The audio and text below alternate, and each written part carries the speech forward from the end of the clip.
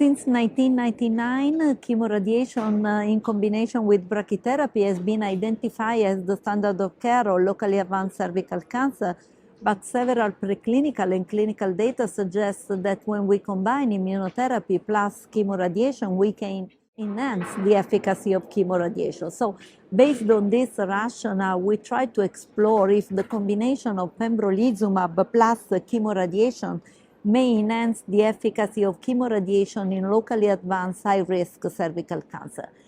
Keynote 18 is a randomized phase 3 trial, a global randomized phase 3 trial enrolling 1,060 patients in 176 centers in 30 countries.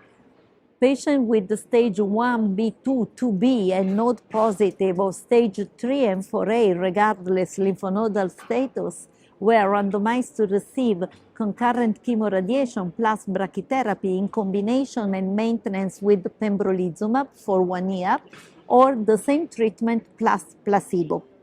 The trial has two primary endpoints, progression-free and overall survival. Here we report the final progression-free survival and the interim analysis for overall survival. A statistically significant and clinically meaningful decrease in the risk of progression was reported for patients treated with pembrolizumab in combination with chemoradiation. In particular, the hazard ratio was 0.70, suggesting a 30% reduction in the risk of progression.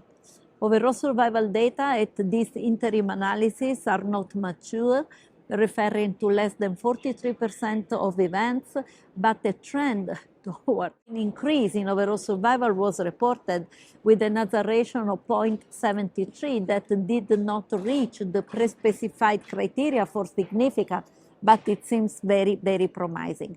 In addition, the combo of pembro plus chemoradiation is feasible with only few additional grade 3 and 4 adverse events. All the patients continued treatment in the pembro arm, and no deterioration in quality of life was reported. Honestly, I think that this data paved the way for a new treatment in locally advanced cervical cancer.